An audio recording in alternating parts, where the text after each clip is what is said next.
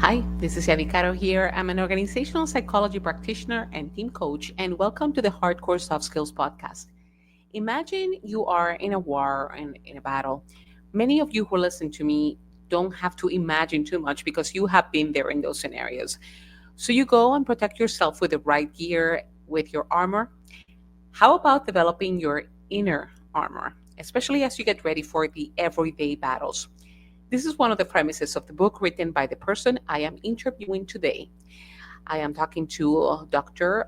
Andrew Wittman, and he is a United States Marine Corps infantry combat veteran, former police officer, and a federal agent. As a private military contractor for the U.S. State Department, he trained former Navy SEALs, Marines, Army Rangers, and Special Forces in high threat diplomatic security, where he forged the system behind Inner Armor, his framework for mastering pressure, mental toughness, and emotional control. Today, we talk about some of the tactics that he developed that you can use today. Let's listen.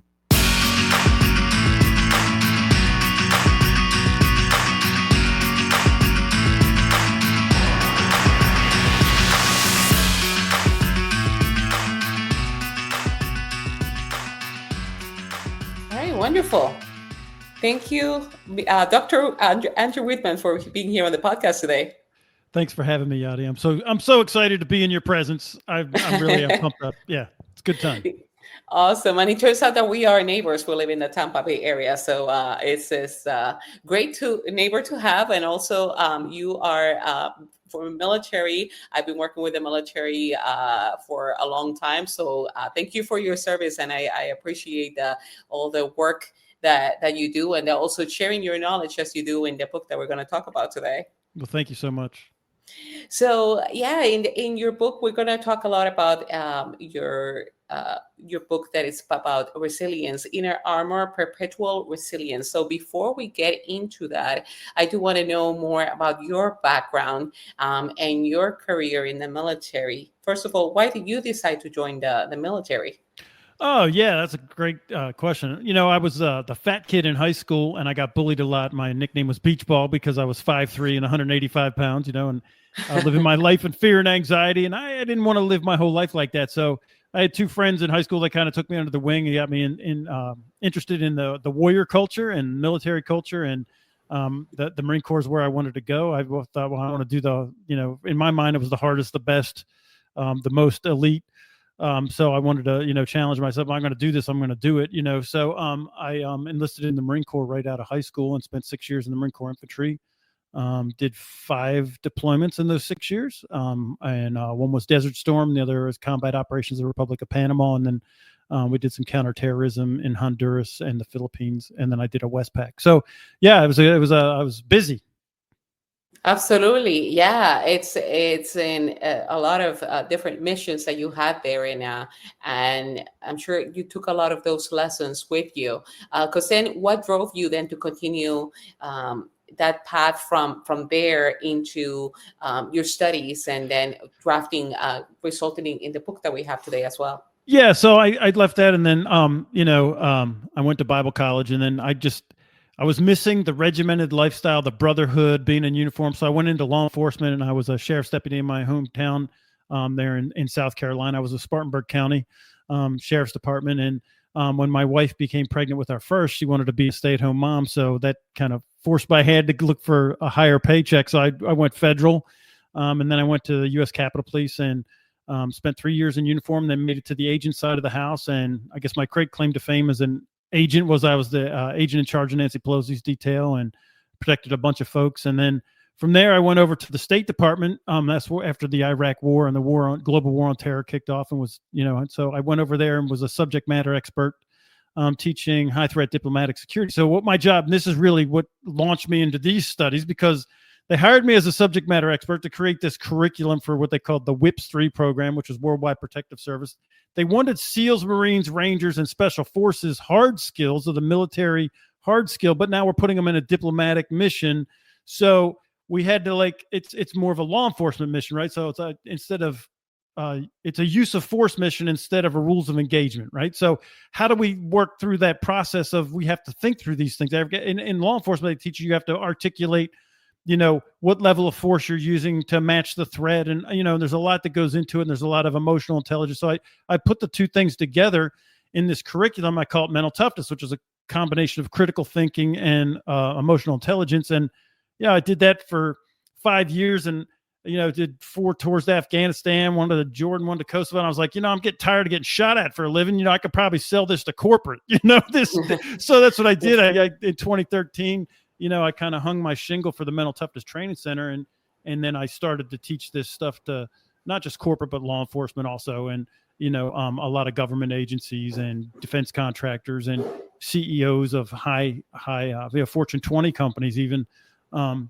So that's kind of the evolution of how we got here. And then when the book there now, so what happened with the book was, in 2019, I had a parenting book that came out that went #1. It was 7 Secrets of Resilience for Parents. And that went to #1. I guess it got, and I was on Fox and Friends and, Home and Family Channel and the Today Show and all this other stuff. So the commandant of the Marine Corps was like tasked the chaplain of the Marine Corps to call me and say, look, we have suicide problems. We have PTSD problems. Nothing's moving the needle. The drugs aren't doing it. The counseling isn't doing it. Is there something that this guy could do for the spiritual fitness of the warfighter? I said, yeah, that's exactly what we do. So we created Inner Armor. And what I did is I made it bite-sized because they're 18 to 35-year-old warfighters. We don't have time to sit in a classroom. I have to make this like it's PT, like it's part of every workout, physical training. Every day it's got to be part of their habit. It's got to be part of the thing, right? So I broke it all down and set it up in these little bites so that we could, over time, you just keep drilling it like running or pull-ups or sit-ups or any of the other things. We're just doing it mentally, right? So it's a mental workout of the day or emotional workout of the day. So that's where Inner Armor came from. That's very insightful in terms of describing this, as you mentioned, the spiritual fitness, because as you mentioned, in terms of the hard skill that they have, having to transition in specific jobs, and also the importance of you training the quote unquote soft skill, which is not, so soft. It's actually harder than the hard skill. Exactly, right. Absolutely. And that how you do it in terms of the fitness approach of how it should be part of integrated into their day, that deliberate effort of like, hey, you do PT, but you also need to be able to practice the specific things to increase your resilience or improve. So what were some of the main challenges that you had in order to be able to teach somebody how to be more resilient? What were some of the challenges there? Yeah. So what I want to do is I want to sneak it in on them, right? So a lot of times when people do training and stuff, it's like this big mental push, or I have to change my routine. So what I'm going to do, my challenge was how I got to fit it into their routine. And I also cannot tinker with the warfighter's mindset. Look, in the Marine Corps, you're warfighters, you have a mission, and you can't tinker with that, right? I'm not trying to make you soft and fluffy. You're still a hardcore devil dog, blood-sucking war machine, ready to fight, ready to kill, ready to die, never will. Right? So we can't mess with that, but we also have to be able to switch that off when we come home, when we're to the wife and the kids, or the husband and the kids, right? And so that's the challenge. How do I get that into the day, right? So that's what we did. And it's not just with them, it's everybody in life. We don't have time for this stuff, right? We're so, especially in the information age, everything is overload. Our attention span is small. We just don't have, the time to sit down and just make this, I can't go to the Shaolin Temple, right? And take 5 years. I'm not the Dark Knight and have to go to China for 9 years with Liam Neeson and company. So I need to integrate it into the system, right? Of every day. And so that's what we did. We just chunked it down into these like micro bites. And how do I stack it on to, like, if you make coffee in the morning, what are you doing while you're making coffee? Like standing there looking around? Are you like worrying about the day? So first thing we do is, I say, let's get an identity statement, and you should be saying your identity statement, and you should be using what we call the 2-minute rule. How, if I could act with poise into this situation that triggers me, how would I do it? Right. And prioritize my day. I do triage. Here are the most 3 important things I got to do today. And then everything else is noise. Right. So if you start out and you just kind of integrate it into your daily habits, it makes it easy. Everybody's doing this already. I just want to point it in the right direction so that it's helping us instead of hurting us. Does that make sense? Absolutely, and you've touched upon some of those key tactics, let's say, of developing resilience. So you talk about developing an identity statement. How do we develop one, and what's the power of having an identity statement? So the identity statement is your underlying default operating system. It pre-decides how you act and every decision that you make, right? So think about it. It's kind of uh, it's something you aspire to, maybe half a faith statement, but it's also you're pre-deciding what kind of person you want to be and what you want to bring to the planet, not just in this moment, but generationally, right? So I think of all the great things that I want to be, things I want to model, things that, whether is it integrity, is it, diligence, is it honesty, is it, compassion, so for me, and then create it into one single sentence, everything I do is very short and quick. I don't have, when I ask somebody, who are you? They go on this big long thing and they ended up telling me what their resume is. That's not who you are. It's a bunch of stuff you did. Who are you is, and for me, my identity statement is I'm a man of excellence who always keeps his word. So I want it in an I am who is statement. It's just like that. And so I just keep saying that over and over again. I aspire to always keep my word, right? And I'm a man of excellence, which means I can't half step anything that I do. And I always have to keep my word. So it sets up my whole life for success. So I can say no very easily because that's who I am. If I had to keep my word, I got to be very careful who I give it to. I'm not going to just make a statement like, oh, yeah, let's have coffee. That's not, no. We're going to get it on the schedule if we're going to have coffee. If we're not, I'm not going to say it, right? You'll be at my barbecue on Thursday. I'll try to make it. No, that's lying. Trying's lying, right? So I'll be like, look, man, I can't make it to your barbecue. Let's get together sometime. Are you following that? Right? And then the last thing, the thing about excellence is I used to be a perfectionist. I'll say that, Yadi. Set myself up for failure being a perfectionist. You'll never make it. But excellence is if I give my best effort, I can go to sleep at night. I can look myself in the mirror. Yes, I'm going to train and I'm going to work and I'm going to grow and I'm going to develop and I'm going to learn from my mistakes. But if I give my best effort every day, that's all I need to do. I don't have to be perfect. I just have to be excellent, right? So that's who I am, right? So I would walk clients through this process. It's almost kind of like a funnel of here's all the things, and we get it down to this, you craft it and home it almost like a blacksmith and come up with this one statement. Then I'm just going to say that statement over and over and over and over again until I call it like when you stub your toe on the driveway, it comes out of your mouth, not, Home Alone cussing, right? Joe Pesci and Home Alone, sass and frass and bristle right now. It's going to be, I'm a man of excellence who always keeps his word, right? So that's what's got to come out first. Does that make sense? That's the first habit stack. And when we do that, everything else falls into place. Yeah, so it becomes our identity. So we have that statement, and as we repeat, it's like it's just natural to us. So it does become a habit. So that's very powerful. And you've also briefly mentioned the 2-minute rule. What's that about? Yeah, so the 2-minute rule. So we already know the way the brain works is everything I do is based in neuroscience, medical data, and empirical data from psychological studies. But we know from neuroscience the way the brain works is it'll go into fight, flight, or freeze. It'll fire off. So you literally have like 2 seconds to decide how you're going to perceive a set of events. It's like, have you ever been like in a near wreck car accident where everybody slammed on the brakes, horns were honked, but nothing happened.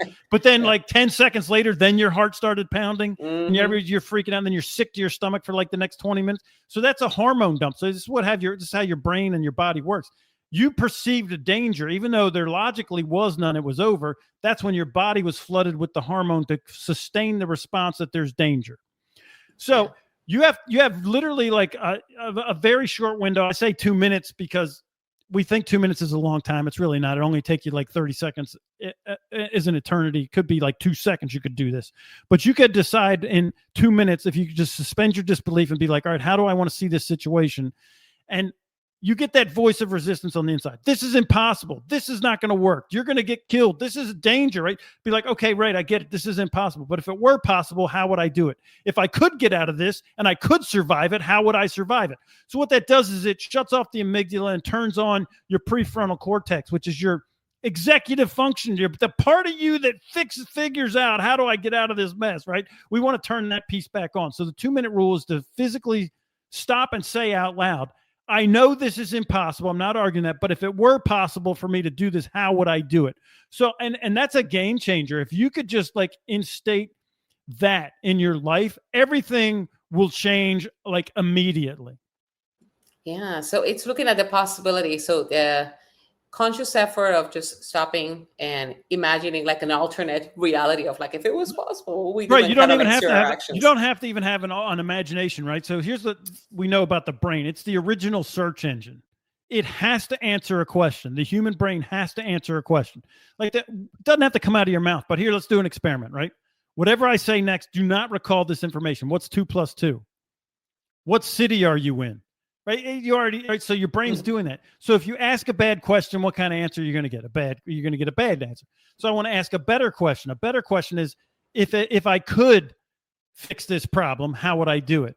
And Yeah. I do this a lot. Well, I walk in like as a consultant. You walk into like I was like a C-suite. It's a multi-billion-dollar corporation. These guys, they think they're just backs against the wall. They're in this Habian loop of we can't do it, we can't do it. I call it the Americans, right? It's all the reasons we can't do something. And I'm Mm-hmm. looking for the American, the one who says we can do it, right?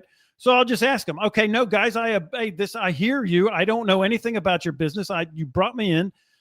Everything is impossible. I get it. But just for fantasy, just for a second, pixie dust, Tinkerbell, fairy godmother, if it were possible, how would we do it? I'm not arguing we can't. I'm just saying if we could. And literally within like 2 minutes, we'll have 5 different solutions that maybe each one is individually not the solution, but we can mix them together like a chef and come up with an actual solution to the problem, right? But I'm giving my brain permission to think outside the box of we can't do it. Like here's another example. Like how long does it take if you buy a house? How long does it take you to pay it off? Oof, like at least 15 years. 15 years. Well, who told you that? You could pay it off. No one, I mean, you don't have to pay it off in 15 years or in 30 years. Just because you have a 15-year note, you're allowed to pay it off early. It even says it in the contract, but we don't even think about that, right? Because we're just conditioned to, well, that's what it is. So Yeah. that's a lot of what we do for resilience is I'm going to proactively ask the question of like, what's going on here? Is this actually like an actual thing or is this just something that everybody else is doing? Does that make sense? Absolutely. So reframing that approach of thinking of an alternate, Tinkerbell reality, as you Right. mentioned, and It's see what's fantasy. possible. Yeah, Yeah, just see what yeah, happens. Let's just imagine. Take all the limits off. Like there was no budget. What if there's yeah. no budget? Well, Hmm. there is a budget, but just for pretend there's no budget, what could you come up with? You know what I mean? Yeah, yeah. Once we add those constraints, we become very creative. So that's definitely good advice for any situation as we are daily in the weeds of doing the work, and we hear every day about what's not possible in our particular job. So Right. then, kind of like placing ourselves in a different perception, it's definitely helpful. In your book, you have a lot of kind of one-liners of throughout. So I've enjoyed, and I was drafting some of them in terms of one that you talk about is emotion is the engine and logic is the wheel. Because initially you would think that tough guys, Marine, and the book is inner armor, so you think it's like it's suppressing emotion. So could you talk about that statement of emotion is the engine and the logic is the wheel? Right. Emotion is very important. It's why we do the hard thing, right? Why am I going to run into a burning house? Oh, my kids are in the house. Who would run into this? Is one of the things I do on the podium, right? If your kids were stuck in a house and the firefighter said you can't go in there as a 1 in a million shot, Mm. are you going to go in and get them? Of Oh, yeah. course we are. Emotion is the driver. Okay, so you're going in to say, what's the plan? Save the babies. That's the target. That's not the plan. So now I need to have logic to steer. I need a plan. How can I maximize this 1 in a million shot? Right. So I'm going to get the fire engine. I'm going to drive it into the house. I'm going to get their equipment. I'm going to all these things. So that's so emotion is why I'm going to get off the couch and go do the hard thing. This is why a lot of people, they don't have the emotional drive. This we see. And here's a fake emotional driver is like, oh, I have my 20-year reunion coming up. So 2 weeks before I'm going to like go on a liquid diet. That's an external driver, man. You got to find a reason, like an emotional reason of like, hey, you know what? I want to be around for my kids and my grandkids, and I want to enjoy a high quality of life. So I'm going to work on my nutrition and my fitness and my sleep. Right. So I'm going to find the internal driver. That's what emotion is, the internal driver. I need to find that internal driver for a client, help them to find it, because that's what gets you out of bed in the morning. That's what gets you moving and doing the hard thing. I never want to make decisions with that though, right? Because if you ever made an emotional decision, how'd that work out? Like not too good, So I want to steer with logic. I want to have that critical thinking piece. That's why I said in the beginning, the two pieces of my puzzle were critical thinking and emotional intelligence. Emotional intelligence A lot of people think it's like, you know, I'm touchy feely. I know that you're feeling something wrong. No, emotional intelligence is first thing I have to do is be intelligent about my own emotions. How can I deploy them and have sovereignty over my own emotions? And how do I use them to my best possible advantage? And then the critical thinking piece is, how do I steer? Where's my target? How do I get there? What's the best way to get there? How do I maximize the things that are in front of me, the things that are in my hand, to my best possible advantage, right? So that's the two pieces, is the emotion driver, steer with logic. That's great in terms of having recognizing our emotion and being able to help drive us. That's very critical. And along those lines, you also mentioned about you are not a robot, you are a warrior. What is that? What do you mean by that in the book? So that frees you up to have your emotions and also have your critical thinking. And you need to have your own identity statement. You're not everybody doesn't have the same identity statement, but you do want to be a warrior, right? When I say you want to be a warrior, is that means I can handle anything that life throws my way. I'm not saying bad stuff's not going to happen. Of course, bad stuff's going to happen. It happens to everybody. Welcome to planet Earth. How I respond to the bad stuff is what's going to give me my results. So you're not one size doesn't fit all. I'm not going to be like, well, you have to have my identity statement, or you have to, right? That's not it. You can't just use my fitness program either. I never tell everybody you have to do CrossFit, or you have to do marathons, or you have to do iron. I don't care what you have to figure out what works for you, right? Same thing with your diet and your exercise, your time, your circadian rhythm, what time you get up and what time you go to bed, right? Those are all individual things, but the mindset is I can handle anything that is thrown my way. But you're not a cookie cutter drone, right? Does that make sense?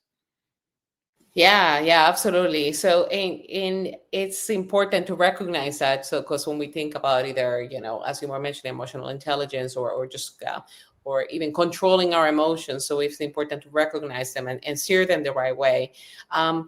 One thing in terms of the title of the book, because the concept of the inner armor, what does that refer to?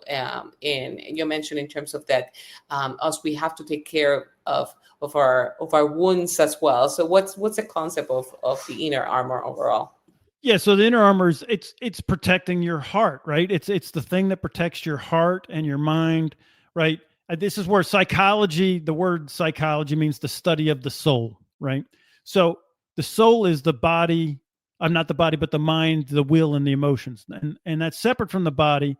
But the body has a vote, and in fact, your emotions are basically biological responses. So your emotions are hormones that are called up, just like I said in the near wreck car accident. It's chemical, right? So these things all go together. It's all inner, though. So how my endocrine system works and how I can never fight my biology. I can't fight my hormones. What I can do is point them in the right direction. So when I get my sleep right, when I get my nutrition right, when I get my fitness right, it helps my emotional state, and it also helps my cognitive processing, my soul. And then now I don't need to try to do willpower. Willpower runs out. It's very quick to run out. Willpower is.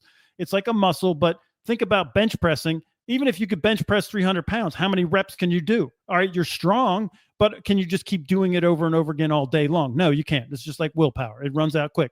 So what I want to do is use these systems of the inner, right, my endocrine system. I want to use, how my neurotransmitters work. I want to use, all the nutrition, use my biology to my advantage. And I want to use that and then train my mind. And then my willpower comes automatically, right? So the inner armor it's not external things that I'm doing. A lot of times we put on, like, the troops will put on their body armor and their helmet, and right, those are external things. And we do that too. Like when you go to a PTA meeting, you put on your, the clothes you want to be, judged at. Or you go to the little, we put it's our outer armor. When you go to church, or you go to wherever you're going, out to the restaurant or a bar, that's the face we put on that we want the outside world to see. That's a facade, right? And what we want to do is fix the inside. And then that way we're protected from all the stuff life throws our way. Does that make sense? I mean, I feel like I'm kind of rambling, but you're asking a question that, like, I don't have time to put the foundation of, how I got to there. Does that make sense?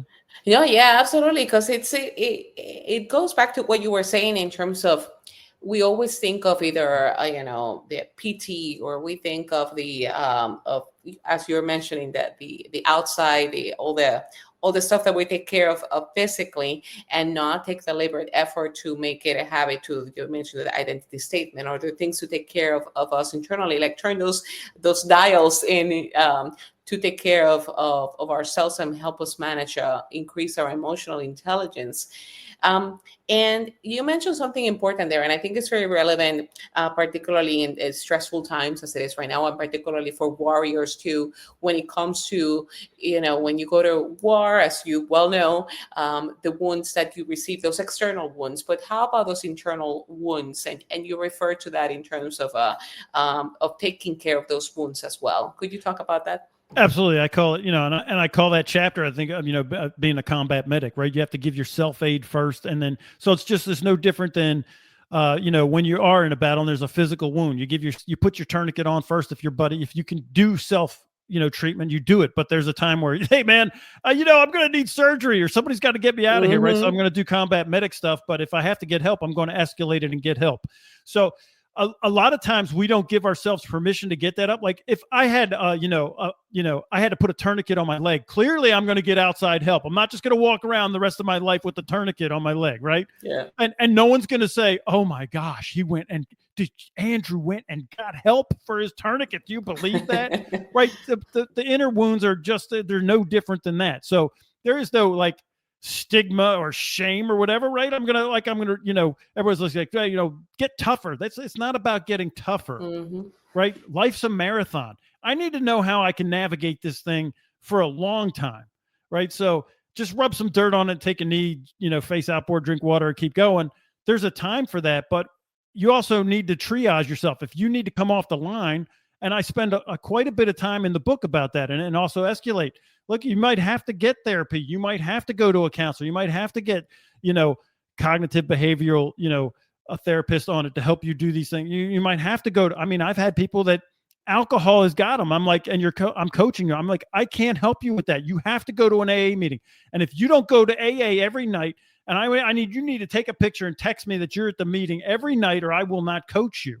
Like you're fired, right? I've done that because it's outside the scope of what I can do, but you got to get help. And so that's the other piece of this combat medic is you have to be, your team will tell you, you need to surround yourself with, I don't mean team like at work, but it's your inner circle. They should be able to say, look, man, you got to get help, and you got to trust them when they tell you, you got to get help. If they said, hey man, you should get that tourniquet looked at, you're not going to argue with that.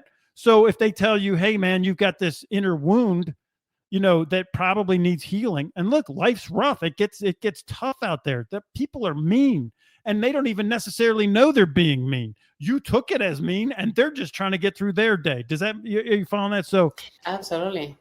Yeah. So taking that conscious effort to recognize the wounds we have and not try to bury them, because just as we know, as you're describing, like, my arm broke and I just keep walking around with the arm, I can see it. But when it comes to recognizing, do you have any recommendations for making sure that we're, sometimes we cover those things with alcohol addictions, right, or others? How do you help people recognize that the actual wounds that we may be trying to just cover up, or we may not see ourselves? That's a great question. So what I do is I break life down into 8 cylinders. I call it life on 8 cylinders, right? So it's spiritual health, mental health, emotional health, physical health, social health, good relationships, financial health, right? Then your professional health, and then your cultural health. How are you affecting the culture around you, whether it's the culture at work or the culture in your neighborhood, the culture at the PTA, whatever. So, and what we want to do is do an audit of each one of those cylinders. How am I doing? And so in the book, we kind of go through those questions. There's self-assessment, diagnostic questions you can ask yourself, to kind of identify the areas that may be weak, right, of those cylinders. Because some people, they have very strong cylinders. I'll just say, like, when I top end CEOs, their financial cylinder is killing it. Their professional cylinder is killing it, but their physical health might be in the tank because they're not taking care of themselves. And their relationships, they've been through 3 marriages, and their kids, they don't even know where they are. Are you following that? Right. So, but just because you're strong in one cylinder, we want to be balanced across all the cylinders. So that's the wounds that we could let fester, because we're like, well, I'm really good financially and professionally, but maybe I'm not so good socially with harmonious relationships with my family or my kids or people around me. Maybe my physical health's down, my emotional health. I could have like, big mood swings, or my mental health. What am I doing, to learn and grow? What am I doing? Or am I just like, dog with a bone on my, professional?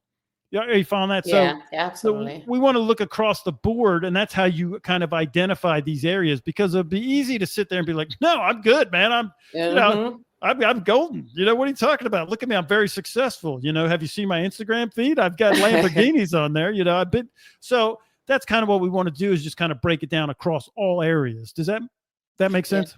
Absolutely. Yeah, and definitely recognizing, evaluating in those cylinders as you mentioned, because again, sometimes we just lie to ourselves and not realize that there are areas that are broken that need to be cured or treated in a way. Now, I certainly appreciate your time and all the work that you do to improve the mental health, resilience of folks, including military veterans, us, people outside. So, what's the best way for people to contact you or know more about your work?